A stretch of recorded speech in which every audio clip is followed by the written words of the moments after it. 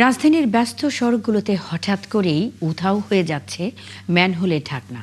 অরক্ষিত এসব ম্যানহোল প্রতিনিয়ত তৈরি করছে দুর্ঘটনার ঝুঁকি। ঢাকা দক্ষিণ সিটি কর্পোরেশন বলছে চুরি ঠেকাতে লোহার পরিবর্তে ফাইবারের তৈরি ঢাকনা স্থাপন করবে তারা। কর্পোরেশনের প্রধান বর্জ্য ব্যবস্থাপনা কর্মকর্তা মনে করেন এর ফলে ম্যানহোলের ঢাকনা চুরি একেবারে কমে আসবে। আব্দুল করিমের ছবিতে শাহরিয়ার ইমতিয়াজের বিশেষ প্রতিবেদন।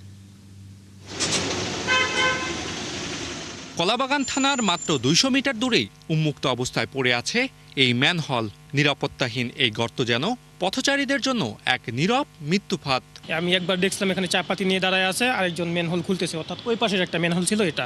এরপর ঈদের সময় দেখি এই ম্যানহোলটা এরকম করে খুলে নিয়ে গেছে। যে কোনো সময় বড় ধরনের অ্যাক্সিডেন্ট হতে পারে। গোডাউন থেকে টাইসলে আসার সময় এই চালাবার ভিতরে এক চাকা পইরা সাইডে লোক ছিল, ওই লেবারে ঠ্যাং ভেঙে গেছে।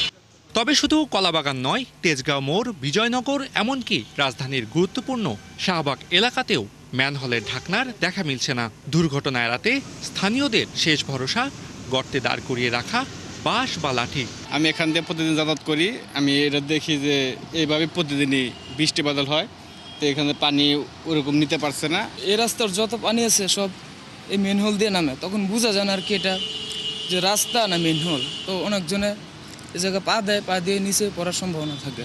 নায়াসিনামাইড ও স্যালিসাইলিক সমৃদ্ধ লিলি ফেস ওয়াশ যা ফেসের ডেড স্কিন সেল দূর করে দেয় দ্বিগুণ ফাস্টার ব্রাইটেনিং। এ যেন ঢাকার দীর্ঘদিনের ভোগান্তির চিত্র। সিটি কর্পোরেশন ম্যানহলের ঢাকনা বসালেও কিছুদিনের মধ্যেই সেগুলো চুরি হয়ে যায়। এবার বিকল্প ব্যবস্থার পথে সিটি কর্পোরেশন। লোহার যে ম্যানহোলের কাভার, এটা বিভিন্ন ক্যাটাগরিতে আমরা বানাই এবং এগুলি আমরা স্থাপন করি। বাট এটা মেইন একটা সমস্যা যেটা হচ্ছে অলমোস্ট প্রতিটা ওয়ার্ড থেকে আমাদের এগুলি চুরি হচ্ছে। সো এটা আমাদের জন্য বড় একটা চ্যালেঞ্জ। আমরা একটা উদ্যোগ গ্রহণ করেছি যে আমরা ফাইবারের ম্যানহোলের ঢাকনা লাগানো যায় কিনা। সো আলহামদুলিল্লাহ আমরা সাকসেসফুল হয়েছি। যখন রিপ্লেসমেন্টের প্রয়োজন হবে আমরা কিন্তু ফাইবারেরটা লাগাবো।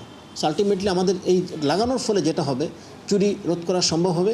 আর পাশাপাশি আমাদের সিটি কর্পোরেশনের যে অপচয়, অনেকাংশে এই অপচয়টা রোধ করা সম্ভব হবে। রিসাইক্লিং করে তৈরি করা প্লাস্টিকের এই ঢাকনা বসানোর আগে প্রকৌশল বিশ্ববিদ্যালয়ের পরামর্শ নিয়েছে সিটি কর্পোরেশন। যেখানে যেই ক্যাটাগরির ম্যানহোলের ঢাকনা লাগানোর দরকার সেই ক্যাটাগরির ঢাকনা আমরা বুয়েট থেকে টেস্ট করে নিয়ে আসছি এবং টেস্টে কোয়ালিফাইড হয়েছে। শাহরিয়ার ইমতিয়াজ, ৭১, ঢাকা।